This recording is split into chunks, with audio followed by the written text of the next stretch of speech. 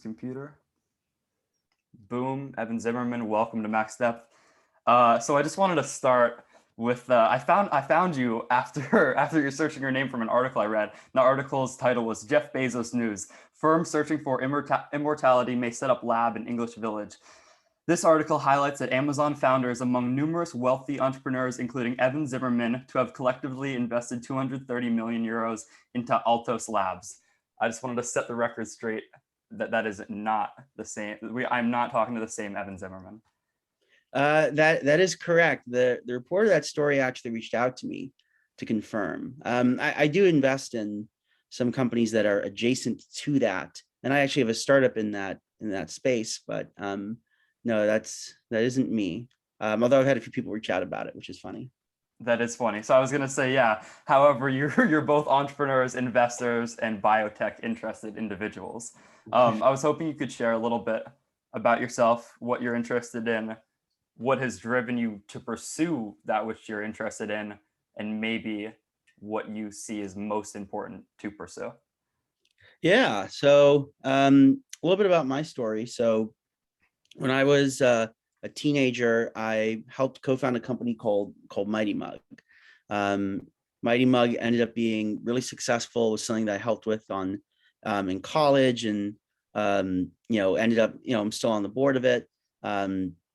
Sold millions of units, hundreds of millions of impressions online, all organic. It's this really great product. It's a mug that you can't knock over and can pick up. It was something that my dad invented, and we sort of worked with some partners on turning into a real business. So from there, I went on, and I was doing this all while I was in college at UChicago. And then I went on to start investing in companies. I was super interested in that. I've always loved software. This is sort of last year was the 5th year doing it. I think it takes probably about 5 years to know whether you're actually going to succeed at something. And sure enough, like last year was kind of a breakout year. We sold a company to Walmart for, $200 million. We have our first company going public by SPAC this quarter. So that was incredibly, awesome. And at the same time, I got involved with healthcare because my mom passed away when I was a teenager. So, things like chairing technology council for the Clinton Health Access Initiative, on a advisory board for USC Medical School, et cetera. And right now I have a startup in the biotech world. I can't really say too much about it because it's still very early days, but the very basic idea is making bioinformatics a lot easier for people. So stay tuned, but there should be a lot to talk about later this year in terms of what Drift is doing and how exciting that's going to be. Awesome. I can't wait to stay tuned on it. So, I guess we can dive right in. The first 0 to 5 years, can you talk to me about that time when you're seeing if what you're pursuing will work? How do you know when to pivot? How do you know when to stay on track? How do you make decisions in that early time, especially because it's so early? Yeah, the truth is you don't, right? And the thing that's kind of interesting is that Mighty Mug, much like there are a bunch of companies where people sort of call them overnight successes. The usual response to that is, yeah, I'm an overnight success. It just took me 10 years. But there are a number of companies where, when they came out with their first product, it was something that people liked right away. Uber is a great example of this. Uber is something where in the first, 2 weeks of it coming out, they blew through their whole first year of projections. Mighty Mug was actually another great example. It was something that found very early success. But the problem with that is that your initial success just sort of means that you had a good launch. It doesn't actually mean that the project or company or intellectual project or whatever is actually going to be successful longer term, right? So I try to think very long term generally. And so when I say success, there are people who just sort of want to make a buck, and that can just be a success, and that's fine. I'm talking about a bigger, longer term project. So the thing that you have to do in that first 0 to 5 years is in many ways dependent on sort of what happens in year 0, right? Sometimes you have something that's a very hard project and it ends up just being, you think you're going to launch it in year 0 and you actually don't, because it's actually very, very difficult and you just have to build. And you know what? I think that the single most important thing is to be honest with yourself and your collaborators, right? You sort of have to say, or be able to course correct and say, hey, this is a lot easier than we expected. Hey, it's a lot harder than we expected. Here's sort of a learning. Here's a big way that we didn't anticipate this going. So for example, we thought that Mighty Mug would be really successful with people with families. It turned out people our age are actually the people who want it the most. It's people in college and working in an office who don't want to spill a drink on their computers. And that we had to adjust our marketing, and that ended up producing a much longer term, more successful business. I think that the sort of other thing that you have to do is, in order for it to be a success, you have to start getting some small success. And what you have to do is sort of look at that for signals for what to do next. Maybe you have a product that's, started completely online or maybe completely brick and mortar. And then you sort of have to say, okay, what kind of information am I getting about who wants this? Maybe there's another product that's related to what this demographic wants, and I can release that.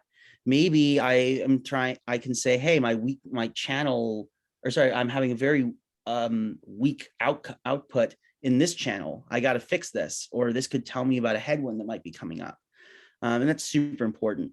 Just the last thing that's really key is that there are a lot of things that actually have nothing to do with you.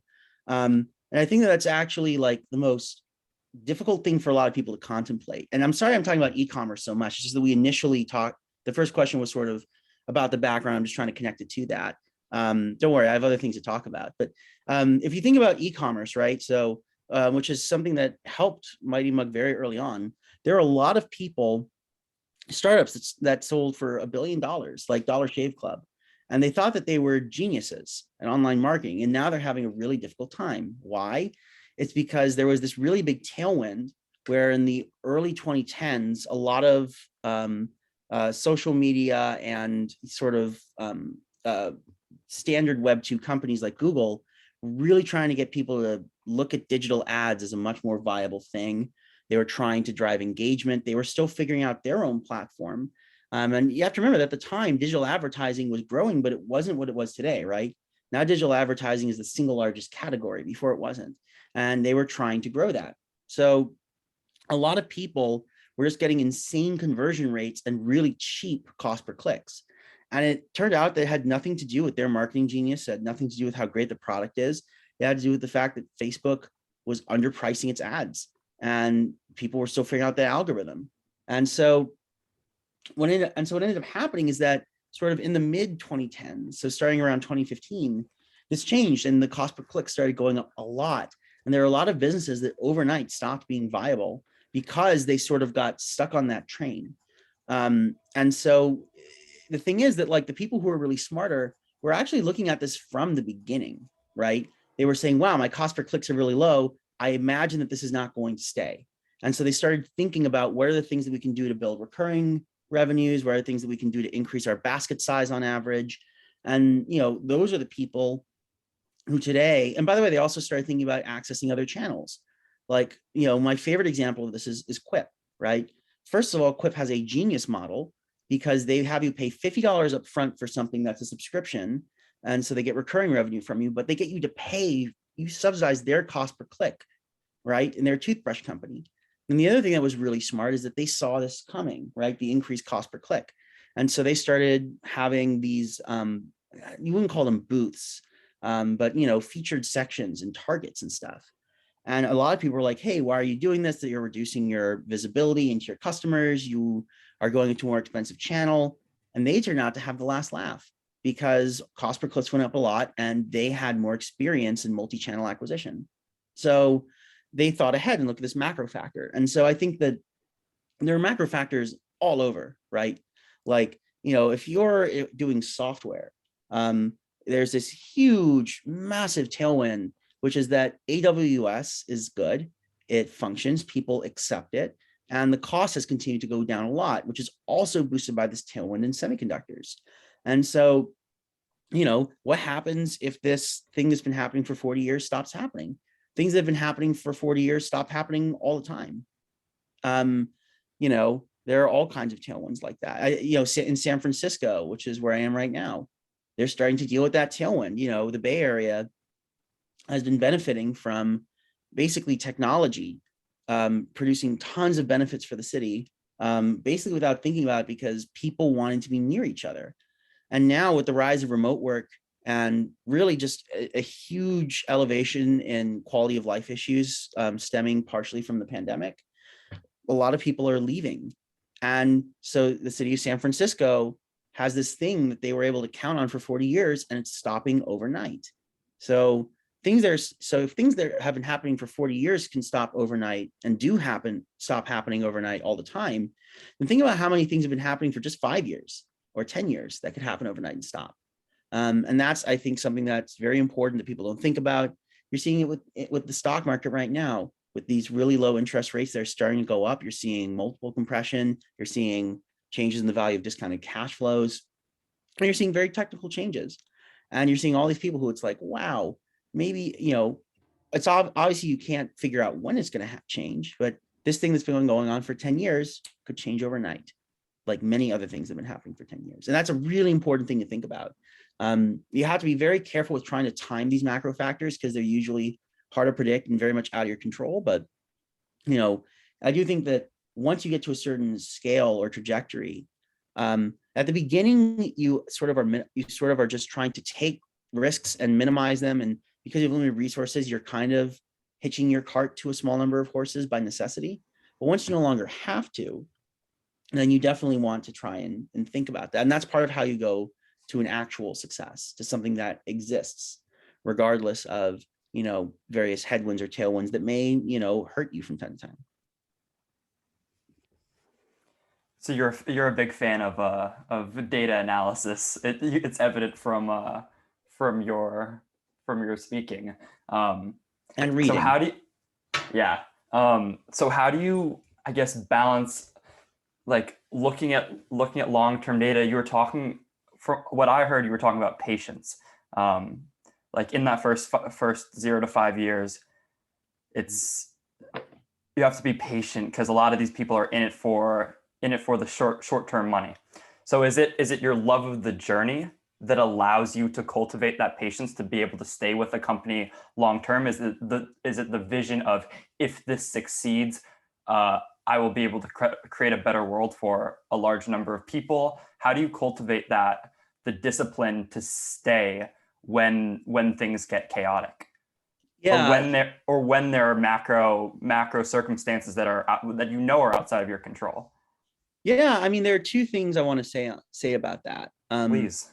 I think first on patience, I think it's really good that you highlighted that, because that's something that I always try to have, is a lot of patience, but I call it patient urgency. I think that I try to be very aggressive on short-term goals, and I try to, I oftentimes will do things knowing I can't necessarily hit all of them, but it's not necessarily easy to predict which of these goals will be difficult ahead of time to do. And so, you sort of let the world help you prioritize. But the thing is, you sort of know that you have these bigger long-term goals, and you may hit road bumps, and you're patient in that. And it's partially just because a lot of reading, right? Like, I love biographies and reading history, and even today, right, where things seem to move a lot faster, a lot of the things that are really durable and really important took a lot longer than people think they did, even again, when it seemed like they had their initial success. And so I just kind of know that. And that sort of gives me some comfort in knowing that it's going to take some time. And I think that sort of the other thing I'd say is that, the motivation changes based on what you're doing, right? Not everything that I do is company related. Some of the things that I do are aren't all that mission driven, right? And so you have to look at what you're doing and why you're doing it. And we're all like multifaceted things. Like, I think of people in the world as almost like a vector space. And people look for like a metric for that vector space. Like, you could just take a norm or something. And I try not to do that. I try to sort of have the whole complexity of it. Sorry, can you linger on that? Can you unpack that a little bit more? Yeah, like, so how do you think of people or the system at large? Yeah, it's like a vector space, right?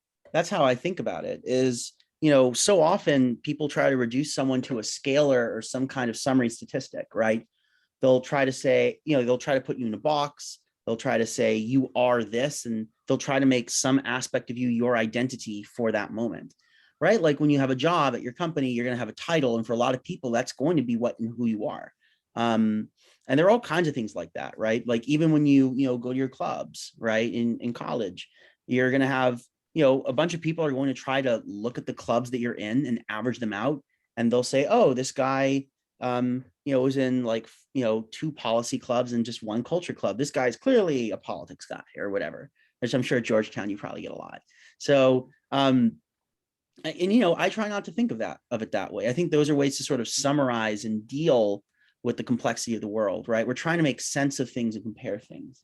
And that's why you have metrics, and this is kind of a mathematical term, which is that when you have a vector space, you can't directly compare vectors. And so you want to have some statistic, some way that you can aggregate these different parts of the vectors to compare them. And there's a time and place for it, right? But I don't want to fall into a default. If I do that, I want to make it a conscious choice. So I try to think of the whole vector space. I try to think of, regardless of the circumstance, here are the different aspects. Here's how I might want to weigh them at different times. Because I want to, I don't want the world to decide something for me. I do. And so that means that at different points in time, I may want to compare different aspects of things. And so I want to make sure that I have the full range of that available to draw on, at any given time. So the way this sort of relates back is that depending on what kind of project I'm doing, like maybe it might be a purely altruistic motivation, right? Like, for example, the nonprofit work that I've done with USC, it might be a pure profit motivation. There are certainly investments I've made that aren't exciting at all. It's just, I want the money. And then there's sort of, this ikigai thing. That's sort of the union of all these different things, of like things you enjoy, things that make the world a better place, things that can bring you success, etc. And obviously that's a magical thing to sort of have, right? I feel that way with a bunch of my tech focused stuff, but ultimately you can't expect that from everything, and we don't do that with everything, right? Like, I have a girlfriend. I don't know if you're in a relationship. Like, I don't expect, those are long-term things. I don't expect a return from it in some way. The motivations are purely different. And that's okay, because I'm a multifaceted human being and you're a multifaceted human being.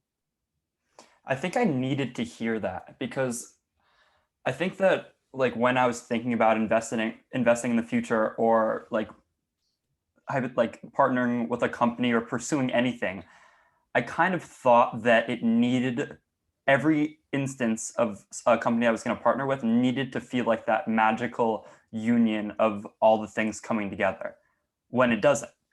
You can have things that are purely altruistic or purely profit motivated.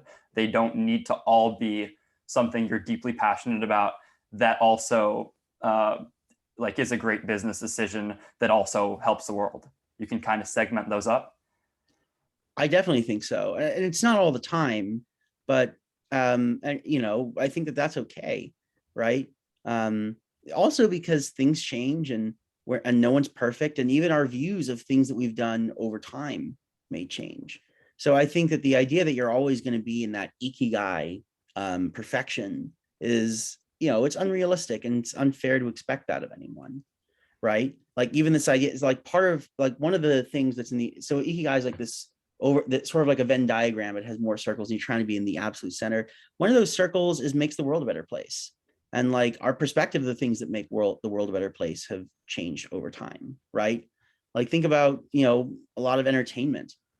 There's a lot of entertainment that, was 20 years old, 30 years old. I guarantee you the people who made it at the time thought they were making the world a better place. They thought they were bringing joy to, some subset of the population. And now we look back at some of that and we say, hey, this actually had a negative effect on society. The unintended consequences. Yeah.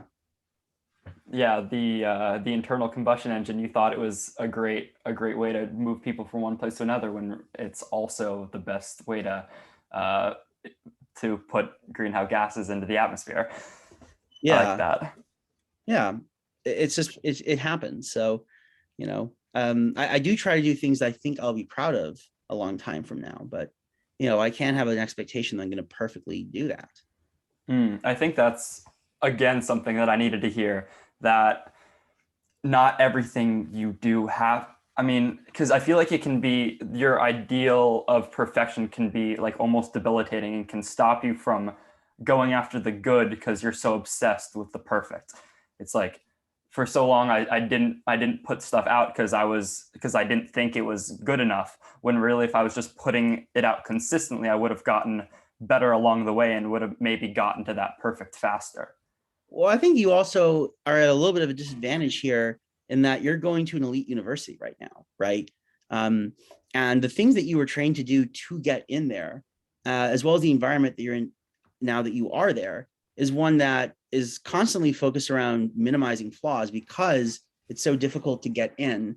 And you're constantly surrounded by an environment that's pushing you to go to a high status first job that also pays well, but also you're not allowed to acknowledge that the pay is a factor for you. But also because a lot of these people who you're around are actually from like from already rich families who are going to support them, so the money doesn't matter as much for them. So Mhm. I think that um, it's a rough environment to be in that sense. Um, I think that um, you need to be able to sort of have some way to find your own path. And, I think that you're going to face a lot of pressure while you're at Georgetown to, um, conform in that way. That's one of the reasons why so many kids go into consultants, right? Or to be consultants, right? They sort of sell you this dream that is completely false, right? They tell you that you're going to travel. They tell you that you're going to learn about all of these different businesses and you're going to figure out what you're going to do. And a lot of it's just because what you've been doing in college is very abstract. And so, and a lot of what you're going to do is very abstract. And so you're not going to have a great sense of how this is going to help you, in the real world in a practical way, get a job. And because so many people are sort of captured by that dream, it's become something that's high status purely because you're going to be working with a lot of people who also went to elite universities. So it sort of becomes this conveyor belt that you can go into. Banking is similar. A lot Yeah, I of was big going to say investment banking. similar. Yeah. Mhm. So I think there's a lot of pressure to do that kind of thing, um, instead of having that sort of exploratory thing. Like, I think it's very important. Like the thing about college, there are a few things that make college really good, and a few things that I think you should be doing when you're in college, right? Um, Please. yeah, and like when you're in a a great university, there are advantages, right? I think you need to be one of the biggest things you should be asking is how do I make myself smarter? I think that's way more important than the subject matter that you're going to learn most of the time. Just being smarter. When you When say how do I make myself smarter, are you talking about like the mechanism of learning versus like the input? Like I'm are you being making a sorry, can you just No, unpack I'm that a much little bit? no, it's much more basic than that. It is true that you will learn how to learn better, but like literally from having gone to UChicago, like I'm just smarter. It's like a muscle, right? Like Chicago is famously like a fire hose. It's pretty painful, but the trade-off is that I'm way smarter and I can just tackle much harder things. Like when I went to law school, like I went to a top law school, right? I went to Berkeley. Mhm. And I saw another person from UChicago there when I was at orientation, and she was like 1 or 2 years above me. And I pulled her aside and I'm like, listen, we both went to UChicago. It's really hard. Like law school, which is famously difficult. Mhm. Is it even close to a single year at UChicago? And she was like, no, not even close. So just you will be smarter if you want to be. Like that's what you want. That's super important. And one of the things that will make you smarter is that at great universities, the average is not necessarily going to be super high, but the opportunities to go deep are incredible because you have some of the best people in the world there doing what they want to do. And because I'm talking about like the professors, some of the older kids who are like starting companies and nonprofits and stuff like that, you can just be around that and see how they do what they're doing. And it's all optional. That's the thing, is that most of the really great universities don't force you to do anything exceptional. Like you can just party and take some basic classes, graduate in, I guess, political science, which is the communication majors of elite universities, and just sort of then go to a consulting job. Like you can do that, but you shouldn't. And the truth is, there's enough opportunity there for no one to have to do it, but most people don't take advantage of that. But there's a third thing, which is super important and, sort of the most related to the sort of previous thread. And what that is about is exploration. College is one of the only moments in time where you'll be able to explore things in a much more free-form way, because you have a lot less in terms of responsibility, and you have a lot of people who are expecting you to do that. In fact, will help you do it.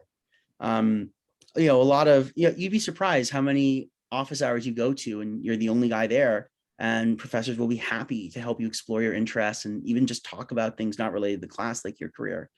There's tons of opportunities that people just don't take advantage of. Doing that is a way for you to try something that's really different. Like, one thing that I thought was really surprising, when I was in college, was how many people, you looked at their class schedule, was all stuff in their major. And like, I get it. Like, if you're a math major, it's probably because you like math, and there's a lot to learn. But there was how often are you going to get to take a speech writing class? Mm-hmm. Right? Probably only when you're in college.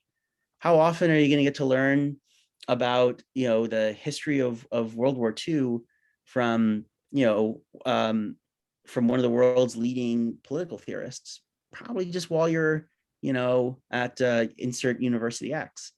So I think that's a really great, thing that people should be doing more of that they don't. And you can sit in on classes too, right? And that's one of the great advantages of hanging out at a university, especially if they let you audit. You don't necessarily have to take something for a grade. And it doesn't necessarily have to be a class. You can participate in a lab. A lot of companies will let you intern there over, during a semester.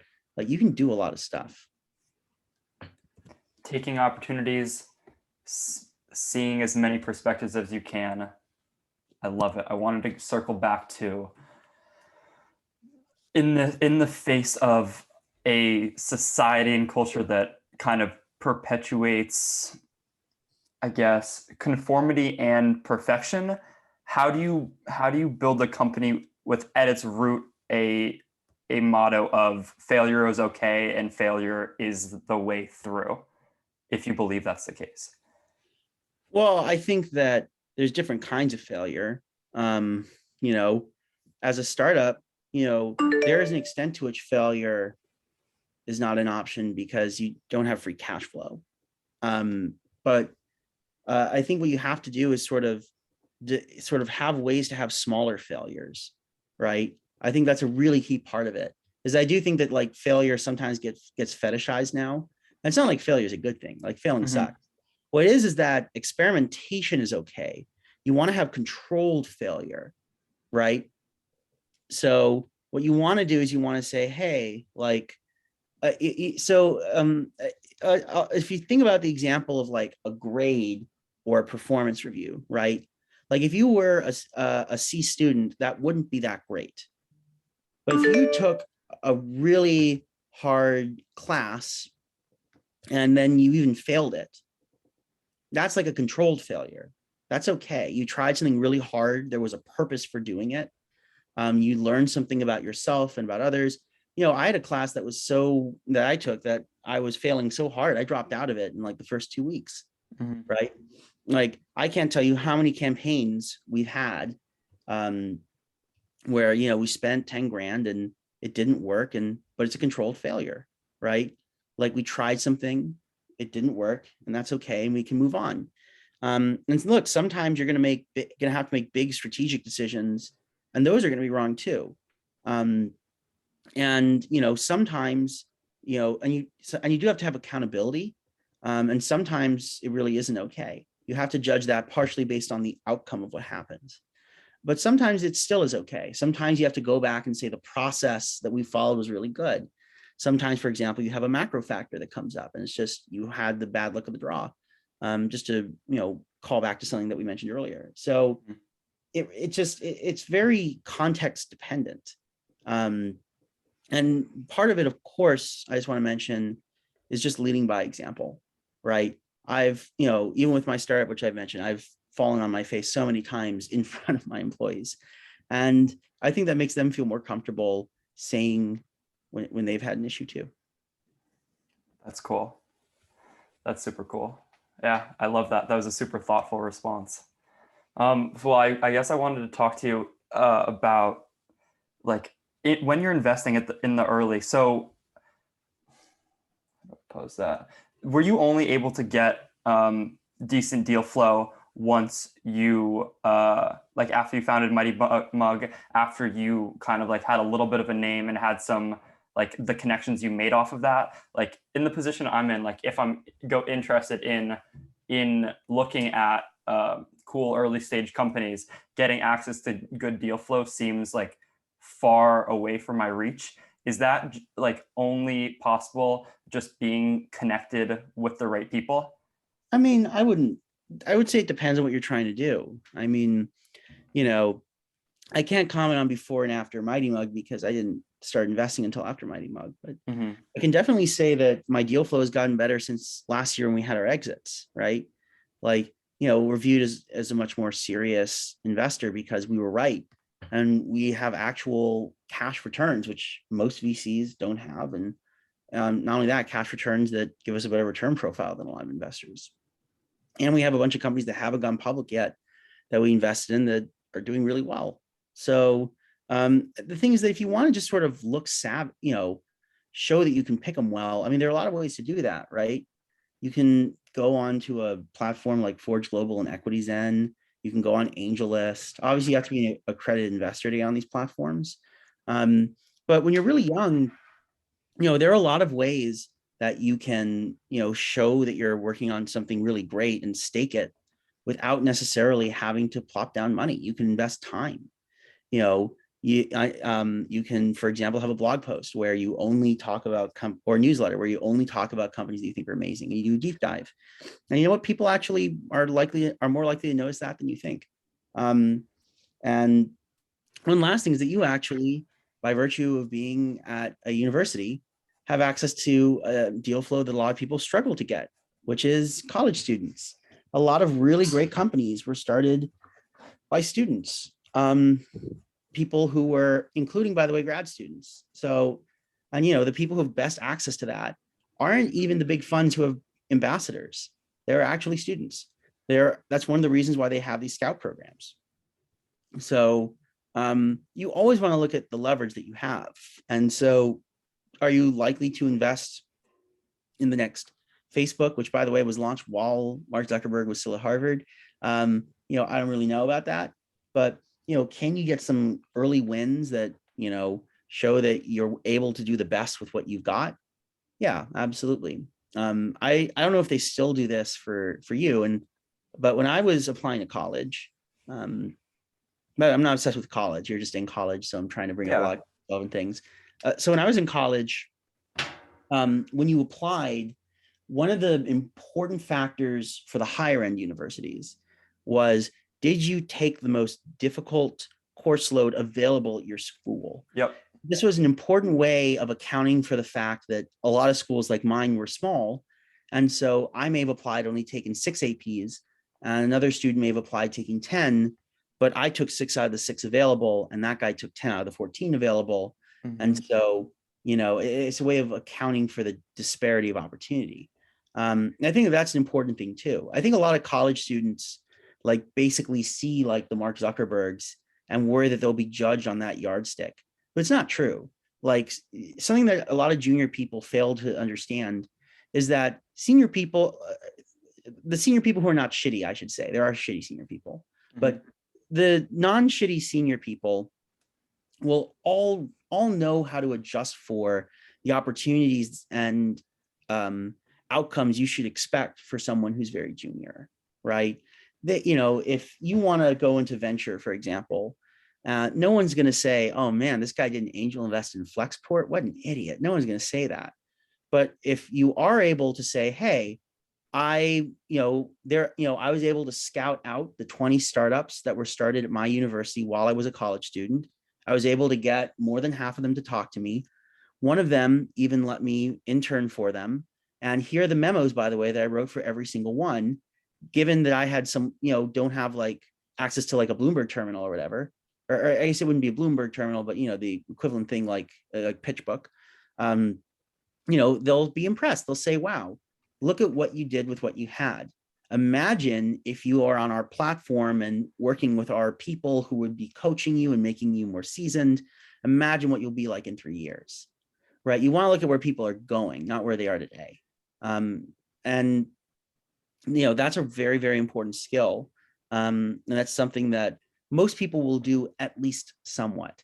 A lot of people struggle to sort of, judge people on where they're going instead of where they are today.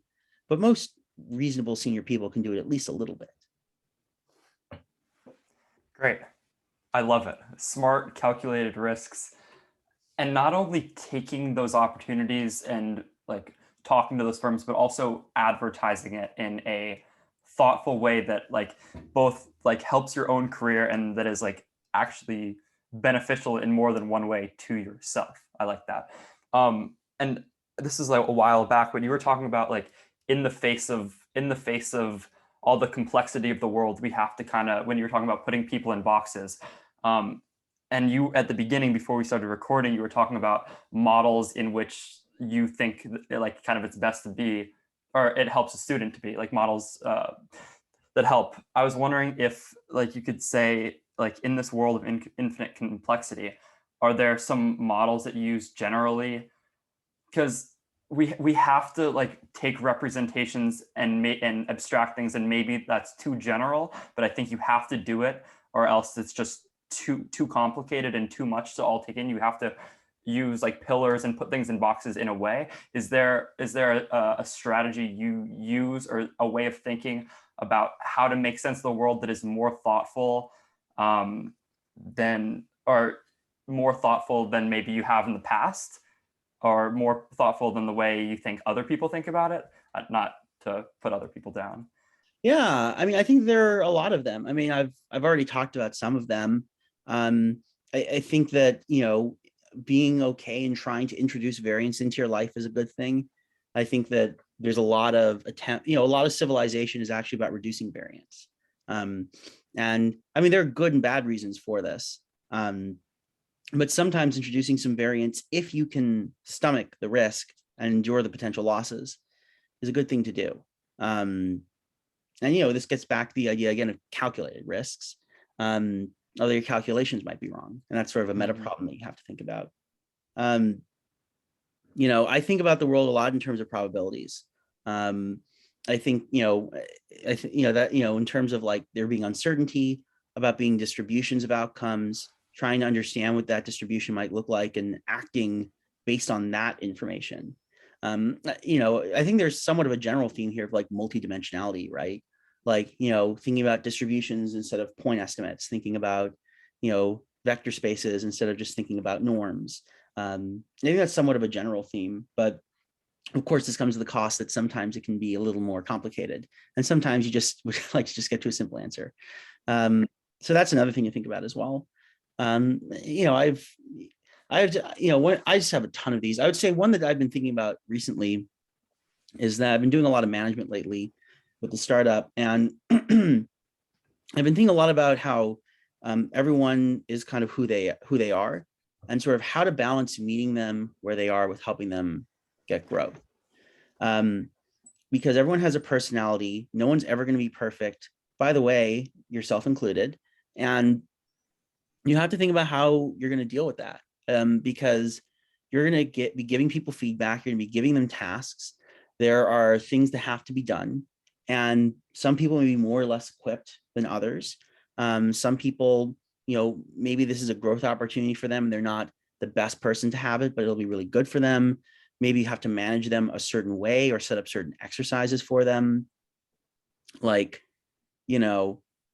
there's, all kinds of things like that you have to think about. And it all comes down to this balance of meeting people where they are and acknowledging that no one is set in stone and everyone can change. And how do you sort of balance those things? And there's also this sort of underlying background of sort of, cost and benefit, right? Like, I think I'll get something out of this. I think it'll take me this much time and effort. Do I think that benefits can be worth the cost? And this is an example of something. And again, where the answer is not always going to be consistent. Like maybe this is a problem that comes up over and over again. And so the benefit of solving it's very high, even though the cost is very high. Maybe it's something where the cost is low, but it's just not a very high priority. I like that. All right, this is a little bit different, but this is one of the things I was gonna start off with, but I'm glad I waited. Um, and all right, so in your LinkedIn bio, you introduce yourself as someone interested in making things you wish already existed. Mm-hmm. So my question is, what is something you wish already existed? And I mean, maybe you can pull from the companies you've invested in or the ones you're working with, or you could go totally off the rails and something that just popped into your head just now. Oh, I'll go totally off the rails. Please, I was hoping you would say that. Yeah. So one I've been thinking about is climate change recently. I think you mentioned greenhouse gases earlier in this conversation. Mm-hmm. Oh yeah, you mentioned the combustion engine. Mm-hmm. So I am like very frustrated that people focus on cars and the combustion engine for green when they talk about climate change, because that's like 20% of global emissions. I take a very functional approach to this. And if you look at like where greenhouse gas emissions actually come from, it's very, very surprising. Like one example that surprises people all the time is that cement, creating 7%. cement. Yeah, but here's what's not only is that incredibly high, I never would have guessed, that's more than twice the greenhouse gas emissions of all air travel, all of it. So like you see people, there were, I forget who it was, someone like did a trip on a boat a few years ago to avoid taking a plane. And this was just so massively stupid because first of all, it showed how great air travel was because it took like 2 weeks for them to travel across the Atlantic. But then the other thing is that airlines are like, or not airlines, air travel is one of the smallest greenhouse gas emissions, right? So one of the reasons why I mentioned that is that cement, for example, I really am amazed there's not more research into cement, into clean cement. By the way, there are two other things, aluminum and steel. You combine those with cement, and 10% of greenhouse gas emissions come from these three really key building materials, which, by the way, people are going to be using a lot more of as they develop, right? You're going to see massive building booms over the next 50 years. I would really love to see more of that. I've only seen like 2 companies that are really seriously focusing on this. There's a cement company that's backed by Steve Jurvetson that seems pretty promising in cement. Um, Another one that I really wish existed in the world is that if you look at where greenhouse gas emissions come from, transportation is really big. It's like probably about a third of emissions. Another really big one is actually buildings. So like buildings emit tons of gases for all kinds of things that they do, like heating, cooling, poor insulation. So one company that I definitely want to incubate at some point, I call it Solar City for Home Insulation. The core idea is that improving insulation in buildings is actually something that's cost effective in the long run. And it's something that would obviously be really good for greenhouse gas emissions. But the problem with it is that there's a bit of a financing inefficiency where it requires a significant upfront cost. And so it's something you don't have to do very often. So a lot of people, just don't do it. And so their bills are higher and the planet suffers. And it's a huge source of emission. This is not a small one. And it seems like something that could be solved with a little bit of simple technology and financing. So I think that's sort of a slam dunk waiting for someone to do. If we're just talking about stuff that exists in the world that I don't think I could have any hand in creating because just of the complexity of it, is definitely nuclear fusion, right? Mm-hmm. Or even just better nuclear fission. Like, nuclear power is something that's been like very maligned partially because of some of the tragedies we had. There were like 2 of them, and it's just kind of a scary concept. It reminds people of nukes. Mm-hmm. With nuclear fission. And then, of course, also because we haven't yet solved nuclear fusion, which, if we solved it, would be an objectively better energy source than nuclear fission. So the thing about nuclear fission is that nuclear fission is what occurs in a nuclear like reactor, like in a nuclear power plant. Yeah, exactly. That's like the normal. So if you think about nuclear power, there's 2 forms of nuclear power. There's nuclear power that comes from the energy release of taking something apart, and that's fission. Mm-hmm. And then there's energy that gets released when you put stuff together, and that's Mm-hmm. fusion. And the very basic idea is, you might say, well, geez, it seems like it takes energy to put stuff together. It's like, yes, but you have some things that come together and some things that don't, and there's energy in the bonds that's released. So that's how nuclear fusion works in a sentence. So, like, I wish that existed. And we have nuclear fission already. We just need to make it somewhat cheaper to build. And it's already incredibly safe, and it's non-intermittent, and just has all of these really great properties to it. But obviously, if someone could solve nuclear fusion, I mean, you kind of change the um, you've kind of changed the trajectory of humankind, right? Um, I never wrote, so I love writing. Mm-hmm. I actually have an article I'm going to put out early next week about startup valuations and what's happening there. But um, you know, You want to give us a preview? yeah, sure. I mean, the basic idea is just to say that valuations are going up a lot because the markets are bigger than people think, and because the perceived signals are going up. So if you think that your primary capital can actually help the company grow, then it actually makes a lot of sense to pay to pull that valuation forward. But at the same time, there's increased competition, so people are accepting decreased signal quality. And I've seen some pretty weird stuff. Sorry, what? Can you unpack signals?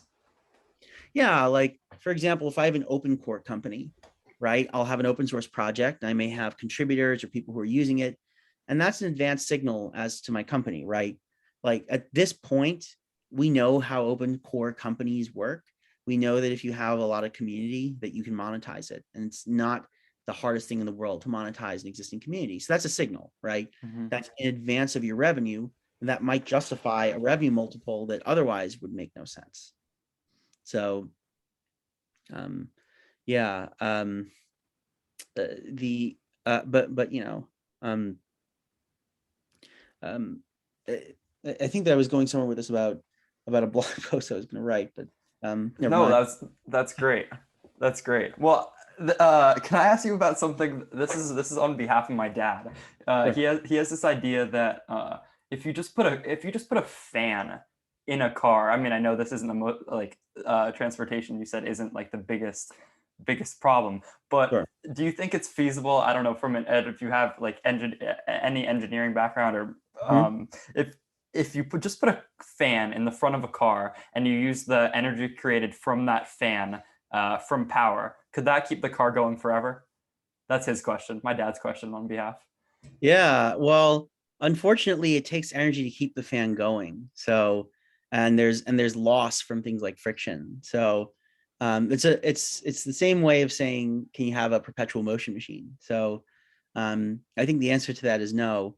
The bigger issue with fans is that they're not the most efficient propulsion mechanisms, right? That's one of the reasons why jets don't use fans. And prop planes are not the fastest things. What you could use a fan for is you actually use fans for internal combustion engines, right? So internal combustion engines do have fans that pull air in, but the key thing is that it's not the propulsion mechanism, right? The propulsion mechanism is the spark, which creates compressed air that you push out. And there's a lot of force from that. So, Hmm. I mean, I'm sure that you could have a car with a fan. I mean, people have tried all kinds of things. There was a nuclear that Ford made a car with a nuclear reactor on it in the No, 60s. that's cool, that's crazy. It's nuts. Like, electric cars have a long history, man. Like, some of the earliest cars were electric cars, and some of them ran on ethanol. Like, it's crazy. Interesting. You think about like biofuels at all? Yeah, I mean, I think biofuels are actually like underexplored. I think they Electric, are too. like electric cars are awesome, but I've seen a lot of cool concepts. Um, maybe, God, maybe starting 10 years ago, because there are a lot of benefits to the internal combustion engine. And the main issue with it is not necessarily that it's a combustion engine. The main issue with it really is just that it burns gas. Hmm. So having a better fuel potentially could make life a lot better. So Uh, I just think that's something that people haven't invested as much in, whereas electric cars, like you stick a bunch of batteries and motors on a car and you're ready to go. Like it's a thing that you can do. And that's why it's gotten so much energy. Now, there are a lot of benefits to electric cars, right? They break a lot less, so they're actually cheaper to maintain. I have one. It's a fantastic driving experience because there's so much torque. The You have a electricity is Tesla? instantaneous. Yeah. Which one? Which Uh, model? Why? yeah. Cool. And you love it? Love it. Nice. It rips. Oh man, it rips. If your dad's listening right now, get a I've been Tesla. trying to convince my mom to get a new one. She has an Escalade right now, and I'm trying to convince her to get a white Model X. She thinks it's too flashy, but I'm trying to use every rhetorical tool I can to convince her otherwise. I'm just wondering, like, what makes an Escalade less flashy than a I don't know. That's the thing I'm trying to say too. Yeah, it's like that's the car that drivers use. So like it's pretty flashy. She just likes a big car because she thinks I think if we get into an accident, I want my kids to be the ones that are okay and not have a little dinky car. Well, I think also it's like, look, when you become a parent, you'll see that space is a big problem. Space It's is a big problem. oh yeah, I mean, like some of my friends have started to have kids, and they had what I thought were very normal sized cars, and now it turns out that like they have to carry like an extra human's worth of stuff everywhere they go. Mm-hmm. And the thing is, you think this will get better when your kids get older, but it's like it just yeah, you don't have to carry a stroller around anymore, but Mm-hmm. it just But you shifts have to from carry around baseball bags. yeah, Mm-hmm. it doesn't get that much better. All right, can I tell you about an idea that I've been thinking about? And I'm not going to be able to say it eloquently, but could you just work with me and tell me what you think? Let's do it. All right, so like obviously I'm like very interested in VC, like because I think it's a great way like to move the world forward and is it's a great way to invest in technology that otherwise might not be invested in. But how do you get like how does the normal person get 50% or 40% or whatever it is returns when obviously they don't have access to deal flow and they don't have the connections to get into a like a fund when it's raising or have enough like a significant amount of money to for the firm to take them seriously when they're raising. All right, so how do you deal with that? Like if you wanna have that be a reality. So like I was thinking about ways to pool money together, Mhm. and because I was thinking like maybe a fund when it's raising could say like, all right, 5% of our next raise, if it's going to do like 300 million or something, can be from 10,000 people each giving $1,000 or something on in some type of money pool thing. I don't know how that would work because originally I was thinking like of there's this nonprofit company, I think it's called Kiva, and it's basically like a bunch of like basically like investor or people like on my side which have like say like $100 to give out to people on the other side that are saying like, yo, I need food, I need like food and water, like a new or like more money to get materials to build my toilet or something in sub-Saharan Africa, wherever they're doing. But there's basically like investors and receivers. So I was thinking if there was a way to have that where there was like no like it was startups here that maybe wouldn't be seen like by a VC or like that just didn't go that route. There's like kind of investors and startups receiving the money. But then I was thinking problems with that would be like the only companies that would be taking money would be the companies that wouldn't be getting looked at seriously by like established VCs. So the quality of companies like wouldn't be very high. And then that would be like a kind of a negative feedback loop where the people like wouldn't get great returns off those companies they're investing in, so they would stop or lose their money. Also, like I don't want people to lose their money from my site, especially when they're not like established investors or like already have like a big capital source. And jump in whenever if you have something to say, whenever you can interrupt me. And I was just trying to figure out a way like to go around all those problems. And then I know like handling other people's money is kind of a tricky issue, at least so I've heard. There's a lot of like SEC like writing that goes into that. I know there's like huge, I think you can get banned from ever handling other people's money again if you do anything even remotely questionable. So that's not really a completed idea, but do you have anything to say? Yeah, definitely. I mean, my first thing is that, have you heard of AngelList and what they've done with like syndicates and rolling funds and stuff like that? I've heard of syndicates. What is it? Angel List? Yeah, so AngelList is a tool that helps people do that. And this is actually a really important thing is like, you know, when you have a new project, one of the things you want to do is look up, have other people done it, and have they done a good job? And if so, where have they not succeeded? Mm-hmm. Yep, that is important. Invest now. Start your own fund. Oh God. And by the way, even for people like AngelList is very successful. There may still be some population they're not serving. And it's actually funny, like a lot of companies that end up competing with each other at the beginning aren't, because you're dealing with some population that's not served properly for some reason. I think the biggest, managing people's money is super fraught. The thing is that if people don't have a ton of money, like losing it could be very substantial. And that's one of the reasons why you have a bunch of these SEC rules. So, but I would say they're probably a little restrictive. But that's another thing you're going to have to think about too, is that, a lot of people actually do have access to some opportunities, but aren't able to invest because of, limitations from the SEC. Hmm. Do you think I heard something about them changing the way that you become an accredited investor? Have you heard about that at all? Yeah, I mean, it's somewhat narrow. Um, I think that what they should do is have a test that anyone can take. Mm-hmm. Um, I do think that, like, you know, um, I would sort of narrow where the accredited investor laws apply to. Like, there are a lot of people who like have a friend who's doing something cool and they can't invest in it, and that to me seems a little absurd. Like, why would it be the case Yeah. that, like, you could invest in your friend's barbershop? Why can't you invest in your friend's like startup, right? Mm.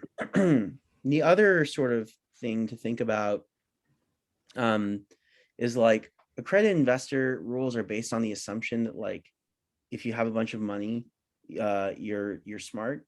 Mm-hmm. um It seemed uh, completely like pretty ridiculous when I first heard about it. yeah, I mean, there are a lot of people with money who are really stupid, but there are Mm-hmm. also a bunch of people who are really smart who don't have money. And I think the first one is a lot harder to control for, but the second one, if you're smart and you can show that you're financially competent, you should be able to just take a test, have the SEC say fine, and then you can, What would be on that test?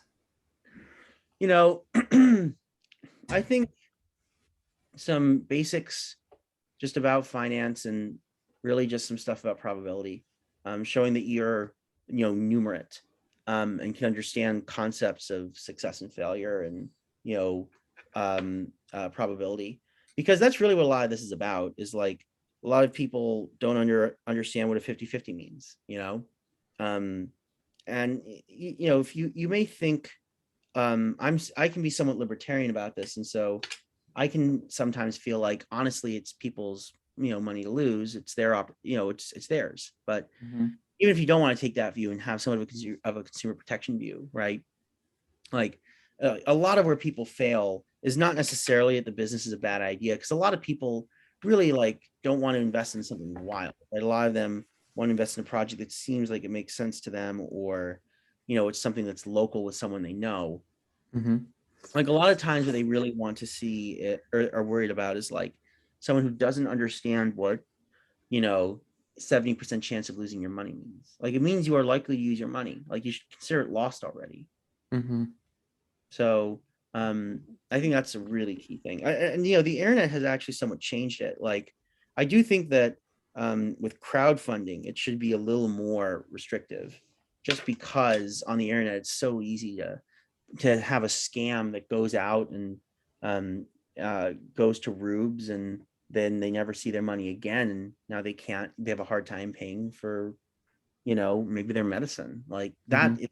That definitely I think, and this puts me in conflict with some of my other investor friends. I do think that with crowdfunding, that should be a lot more regulated than just regular angel investing.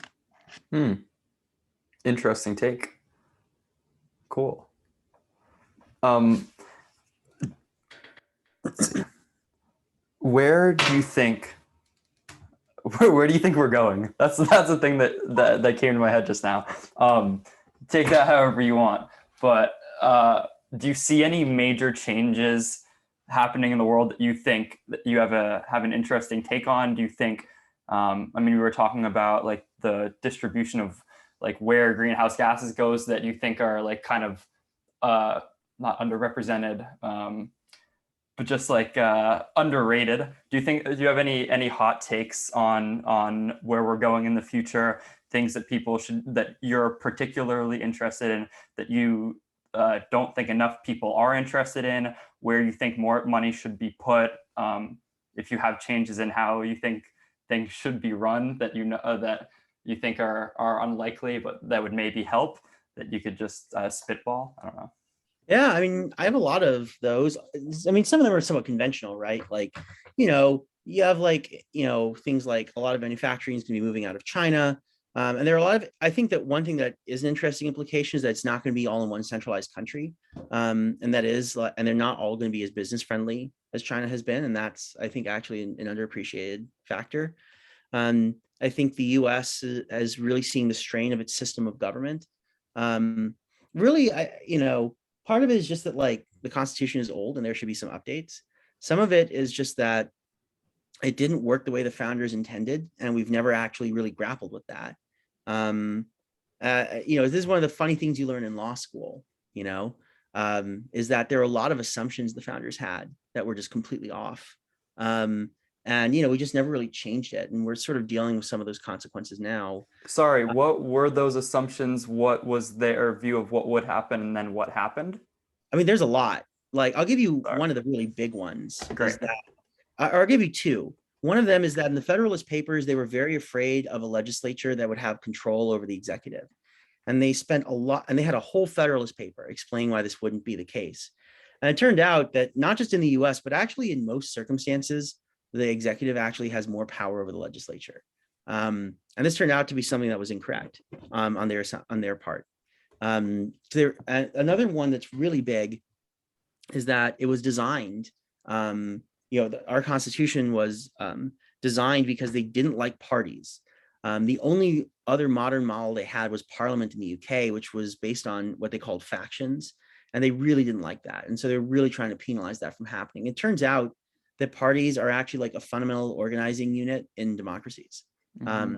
And so, if you're designing the Constitution today, you would probably not, have a system that puts parties more at the center because they're such an important part of the way that, things function.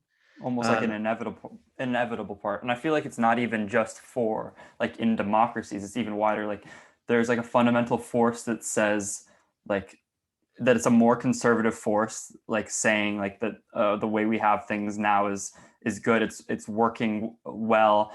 It's kind of like the old king, like kind of stuck in his ways. And then there's another force that's change everything. Like nothing we're doing is really working. And I think it's kind of the colliding of those two forces working, like reaching some sort of balance where you have the structure that's in place, but that is continually being updated and treated anew, like you were saying, like updates to the Constitution, like in a thoughtful way, not destroying the entire structure that exists now, but like thoughtful updates. Yeah, and like you see that, for example, in like some of them are going to be small technical fixes. Like for example, we have one of the longest gaps between elections being over and swearing them in. The reason is that at the time people had to take horses. It took a long time for people to know about things. But no one would say this big gap is a good idea, right? You would reform the way the Supreme Court works because, there are a lot of issues from, a lack of ethics rules that apply to the Supreme Court to you wouldn't say the size is necessarily the right amount to, because of the randomness with which people open up seats, they become sort of a blood sport. And that's not good. So I think there are a lot of things you might change there. I think the biggest problem with US governance actually is not that. I think it's a lack of accountability. Um, no one, because we have this very complex system, no one actually knows who's responsible for what. I had this like sort of, the thing that really made me realize that was during the George Floyd protests. They had, there were a bunch of defund the police activists who were tweeting out the statistic that half of New York's budget went to NYPD. I'm like, this is crazy. Like, this doesn't make, if that's actually true, then like that's way too much. It turned out that that's technically true, but not actually what matters. It turned out that it's because they spend more money on the subway and education in New York, but they're not handled by the city, right? The Department of Education, the education spending is in a district of education, which it turns out it's actually the case for most places in the US. And the subway is actually handled by the state. So it's just not in the New York City budget. And I'm like, this is kind of interesting. Like, how do you have a responsive government when people can't even look up their city budget and see what they're spending the money on? Like, that's something that's totally broken. I'll say two things that I think are not entirely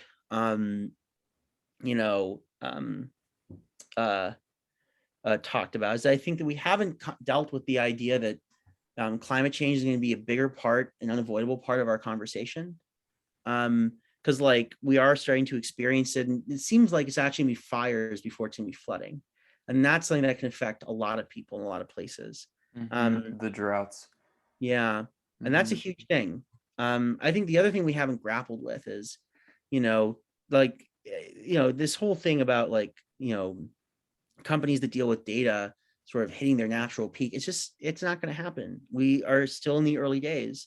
I think people haven't contemplated fully what that means. Go on. Yeah, like the idea that you can just these markets can be so big, like maybe they're not as winner take all as we thought. Maybe what happens when a third of the entire market is in these kinds of companies. What happens as it professionalizes? Because right now, tech is starting to professionalize. Like, it used to be this kind of industry for like misfits, and it had a lot of creativity. Like, what happens when that sort of naturally decreases? Also in terms of regulation, like what happens when this industry gets more regulated, which it will, and also deals with more regulated industries. Like, I think that's something that people haven't thought about quite as much. And it's there's this, a lot of times when you have two different things that collide, one of them ends up winning. Like, one of them ends up looking way more like the other one, and it's not actually clear as technology like sort of hits society, or does technology start to look more like society, or vice versa? I'm actually not sure. Does technology look more like society or society? Yeah, which is more reflective? Because I mean, they're both kind of reflective of the other. Like, before we were recording, we were talking about like their creative influencing or like driving the need for better processing, but then like the market for or the industry fulfilling that. It's like they're both reflected in the other, but like which one comes first? Yeah, I'll have three more that I'll throw out for you since you mentioned creativity. So I think creativity, I'm like a nut about creativity. I think it's like the most important thing. Like, on the weekend, sometimes I'll like read studies on what makes people more creative, and like exercises you do to be more creative.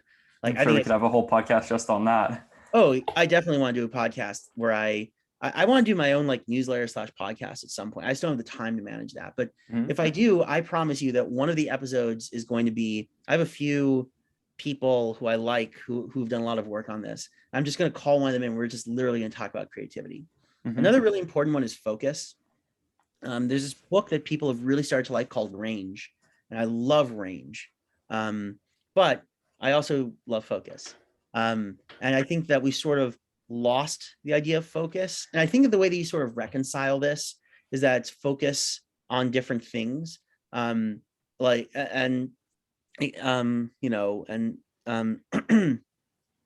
think that's something that's super important. So Um, what's the thesis of focus and what's the thesis of range? the thesis of range is that a lot of the people who have succeeded have actually done different things, and that they actually tackle sometimes different subject areas at once. Like And the they, need yeah, for like a polymath or like a more generalist approach than like specialization? yeah, and they also experiment more. And they talked about, one of my favorite examples, they talk a lot about Tiger Woods in that book and how he drew from all these different disciplines. I think that's really good. But I Mm-hmm. think there's sort of a flip side too, right? I've been reading a few books on focus recently. A lot of them talk about focus more in process, um, where a lot of it's more about like having a goal and not losing track of that goal, even when you're drawing on a lot of different things. And also not just on a more basic note, like just not getting distracted. I think with social media, people are so distracted these days, and there's so much information going left and right that's sort of pulling you. And I think that a lot of focus just, and it's the same thing when you're actually pursuing a goal, right? Even before social media, there are all these signals pulling you, like maybe this is important, maybe that's important. And I think having a lot of what I sort of think of as focus, that's going to be a much bigger deal over the next few years, is sort of reminding people about how to, in a principled way, think about blocking out selectively, because I think that's really Mm-hmm. important. I'll tell you one last one that I think is, I'm sort of developing an essay on this, and this is one that is not a blog post. This is one that I think belongs in like a real place like City Journal or something. But I think there's been this real disconnect over the last 20 years between economy and polity. And I think that it's a huge problem, and that's created a lot of the issues we see today, and they need to be more united because they create these huge incentive problems. I'll give you an example, again, of the Bay Area, right, which is where I am right now. And you know, um, in the Bay Area, there's this crazy thing where like the economies are extremely integrated, but there's actually 101 different municipalities. And so when you start to say, why are there issues with crime? Why are there issues with high housing costs? Why is the train system so, out of whack? I think this is an important thing that is under discussed. Um, and you start people complain about BART, which is our regional transit system, all the time. Well, you know what? BART had a different plan originally. The city of San Francisco objected to having BART all throughout the city, and therefore we don't have BART. And there's this, they wanted to do this sort of O around the bay, and this place called San Mateo said we don't want to do it, and they voted not to have it. And now it just can't go through this key, this key place, and so they just never extended it past a certain point. And it's like, geez, how can you get anything done when you have this group that needs to make decisions, but they actually can't make decisions Mm-hmm. because they're split up? This I guy, think, this really smart guy that I like, his name's Daniel Schmachtenberger. He talks about like the need for better sense making, and one of the things like in VC sometimes like when you're raising a fund, like maybe you'll the some of the people like the higher up people at the fund will put some of their own money in. I think kind of to align incentives, and so when you're talking about like the divide or the disintegration of like government and economy, which is kind of what I was hearing. How do you align incentives? I agree that that's a ridiculously important perspective to take, especially like because like if we all have super varied perspectives, how like is there a collective vision we can create for a better future that we can kind of like all align ourselves towards, so at least we're at least like moving in the same direction a little bit like more, or at least we're moving in the same general direction. We can still kind of be branching off from that, but like we're being pulled by the same force. yeah, I mean, I think this is a huge problem. And, that also is another thing that deserves its own podcast. But I do think that it comes from a few things, right? Some of it is from, I think, not having one size fits all. Like small towns shouldn't necessarily have the same, structures as big cities. Similarly, like places in the Midwest that have sort of more of like a Dutch German culture maybe shouldn't have the same structures as, the sort of more, French influenced South. Like they're different cultures, and that's important too. um I think again there's sort of this big thing of having more of a connection between the decision makers and the people who are affected by it. So I think that, like, for example, With the Bay Area, I think it should just be, they should combine it into like one big city. That's kind of what it is right now, anyways. But some places going to mean breaking them up. Some places going to mean combining a bunch of stuff, having like more teeth for like regional bodies. I think that some of it also comes down to us, like having more of like of an educational change, and somewhat of a cultural change where people should feel more invested in their local communities, should be learning more about things like civics. And a lot of people learn about how the Constitution works in high school, but it's very rare that you actually learn about like how your city works or how your state works. And I think that's super important. Like most people, where are you from? Martha's Vineyard. It's a Okay. little, you know. Yeah. Do you know the name of the mayor of Martha's Vineyard?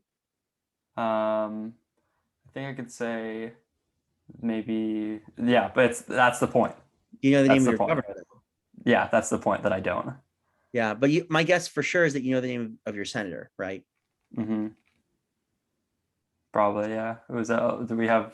Elizabeth Warren in right now in Mass, I think? Or I don't know, Senator. I don't know. I'm pretty undereducated in politics. Right, but here's the point. That's correct. Uh-huh. That Yeah. is one of the senators. Uh-huh. So that's the thing, right? Like that is the reverse of how it used to be. It used to be that a lot of people didn't know who like, their senator Or their was. town selectman or, Yeah. mm-hmm. Yeah. Like right, my main residence is Los Angeles. And like I can tell you who the mayor is. I couldn't tell you actually who my council person is. Mm-hmm. I'm going to look into it and make sure that they get a piece of my mind when the next election comes around. But Mm-hmm. I don't know who that is. And by the way, like it's weird that like there are a bunch of people who live in cities, who have the populations of like several states, but they'll have Congress people, but they'll have councils with fewer people than like the Congresses of those states. Hmm. Like that's really weird. That is Like weird. you shouldn't have a city with like 3 million people and like 12 council people. Like that's, you're not going to have an effective system of government that way. I'm sorry. Yeah, I don't think I'm going to be able to be president because I think it's too much to take in. There's just too much going on for one person. So when you're talking about a city of 3 million with 12 people, they're each representative of however many, like 400,000 people or whatever it is. It's just like a lot of the time too much to deal with. So I think it's definitely important to think about like how to more thoughtfully like divide up the work, or divide up funds. I think one of the big things with, I don't know if it really is. I have a hard time like formulating a view on what I think taxes should be, because at one level I think that like maybe private people can be more effective like allocating their own capital than like when it goes to the government. But I also think that it's in part the government's fault, like for not being like as transparent, or just like not being as effective or like straightforward or thoughtful about how they should be doing it. I'm still trying to formulate because that's just too complicated for me. Yeah. Well, it's tough. I don't think that that's necessary. I wouldn't count yourself out. I think, if you feel like you need to learn more, that's fine. And if you feel like you have other things you'd rather spend your time on, then it's okay to say, I'm going to have a very basic opinion. I mean, I just think that it's about like cost. But I don't want that basic opinion to be a purely selfish opinion. Sure. Sure. I mean, in all things, I'd rather have a more integrated opinion, or at least, because I mean that's like one of the points of this. Like if I'm trying to say the world is one thing to understand, I'm trying to get as many perspectives as I possibly can to all integrate towards one viewpoint. So I mean that's kind of how I have to think about like every individual viewpoint about the world. It's like all these different viewpoints around that going into this one. So that's just like the way I would prefer to do it. But I just don't know what viewpoints to consider that are like worth considering when it comes like, for instance, taxes. Yeah, definitely. And I think that when you sort of look at those kinds of things, you have to look at a few different components. Part of it is sort of what you think people are entitled to, what you think society owes to people. And then there's also just the practical senses, right? Of like, what are you getting for what you're paying in? Like in California, we're already paying, like if you live in California, you're actually paying European level taxes already. Like it's up there over here. Mhm. And yet we don't, and the thing is that we don't have even close to the same level of services that you would Mhm. get for that level of taxes. So in California, a lot of people are upset about the idea of raising taxes higher, not necessarily because they're opposed to the concept, but because they look around, they're like, I'm already paying what I would pay if I was in, Germany. But Mhm. like, in Germany, they get like, all of The these things. medicine in Oh, school. yeah, they get really great stuff for that money, and we don't. So like maybe I don't necessarily want to give these guys more. And that's Mhm. a real, but I think that you're approaching it the right way. Like one of the single most important things that is actually a benefit to people is actually just the quality of where they live. It's huge. And people, Mhm. and this is Oh, why it's crazy that people don't care more about where they live. Like this, the reality is that like, you know, like being born in California when I was born in California is like one of the single best things that has happened and will ever happen in my life. And the thing is, I had absolutely no control over that. Mhm. But it's crazy to me that like I want my kids to have that same thing, where they are born happens to be one of the greatest places to be born for their era. Mhm. And like if you care about the place where you live, you want that to happen in your place. Mhm. When I first heard about this, I don't know if it's a statistic or just a mechanism that just is in place. Like the better schools do on testing, the more money they receive, and that like there's some connection between like household income or like household like net worth that contributes like directly to your school. And so it's like these separate cycles of like lower income people only being able to afford in lower income areas, being able to kids send their kids to like like lower performing schools because the schools are funded by like by the lower income people, and then it's totally separate divide and just the opposite, like wealthier individuals live in like wealthier little suburbs, and then like all that collective money goes into funding the school, and then the school does better, and then it's just these two cycles that are really separate. So I totally agree that that's one of the things like people don't think enough about. Yeah. I mean, it's huge.